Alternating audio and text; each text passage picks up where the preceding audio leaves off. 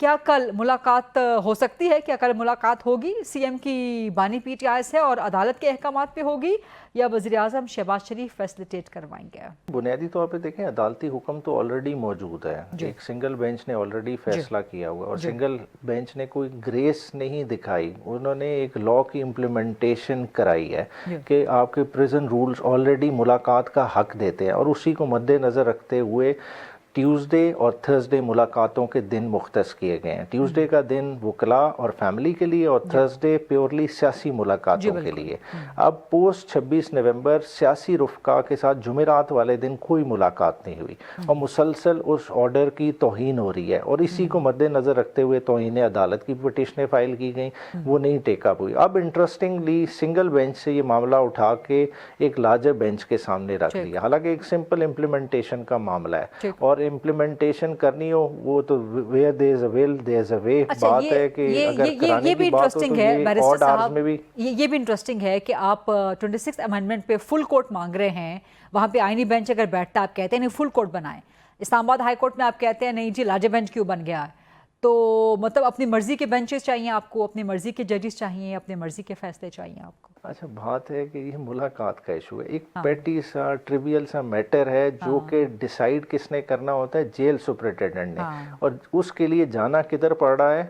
High court, اور high court بھی کدھر؟ لارجر بینچ سماعت کرے گا، اور جدھر دوسری طرف کیا ہے، اور دوسری طرف نہیں توہین تو چلے، توہین تو اسی جج کی نا جس سنگل جج کا فیصلہ ہے، یہ لارجر بینچ کی تو توہین ہی نہیں ہے نا، مگر مسئلہ جہاں 26ویں آئینی ترمیم ہے، جہاں اس ملک کا مقدر جڑا ہوا ہے، جہاں 8 فروری کا جو چوری کا مقدمہ ہے اس کو دبانے کے لیے ایک ترمیم کی گئی ہے، اس ترمیم کی پروٹیکشن کے لیے اگر لارجر بینچ بنے، اور جو ایک اعتراض اٹھایا جا رہا ہے کہ جو اس ترمیم کے بینیفیشری ہیں کہ موسٹلی اگر وہی سنیں تو پھر کیا فیصلہ ہوگا؟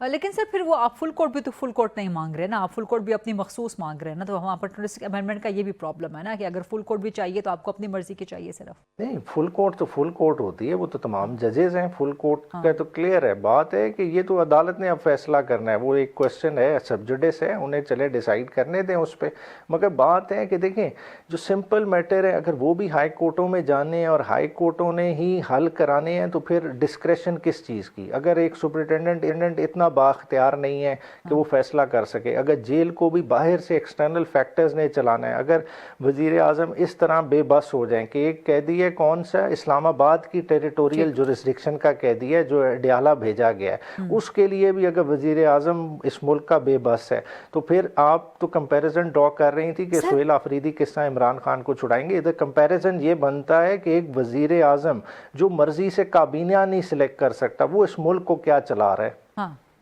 یہ کس طرح سے آپ نے کہا کہ وزیر اعظم مرضی سے کابینہ تو چیف منسٹر نہیں بنا پا رہے ہیں، وہ محتاج ہو کے رہ گئے ہیں، مطلب کے پی کے عوامی امور ہے جو ایک ملاقات کے ایک قیدی کے محصول ہو کے رہ گئے ہیں۔ کابینہ دیکھ لیں نا،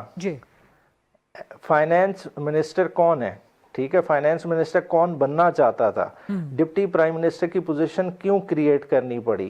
اس وقت انٹیریئر منسٹر کون ہے؟ ٹھیک ہے، کس کو لگنا چاہیے تھا، کون بیٹھا ہوا ہے؟ تو یہ ساری چیزیں سب کو نظر آ رہا ہے کہ شہباز شریف تو نہیں حکومت چلا رہے نا۔ لیکن ٹھیک ہے، یہ تنقید اگر آپ پرائم منسٹر پہ کر رہے ہیں تو پھر یہ چیف منسٹر پہ بھی آپ کے مخالفین تنقید کر سکتے ہیں نا کہ آپ کے چیف منسٹر تو اپنی کیبنٹ ہی نہیں بنا پائے، ایک ہفتے سے اوپر ہو گیا ان کو حلف لیے ہوئے، اور وہ ایک ملاقات کے محصور ہو کے رہ گئے ہیں، تو کیا وہ انکمپیٹنٹ ہیں؟ کیا وہ نا تجربہ کار ہیں، ان ایکسپیرینسڈ ہیں، یا نوجوان کہہ لیں؟ نہیں،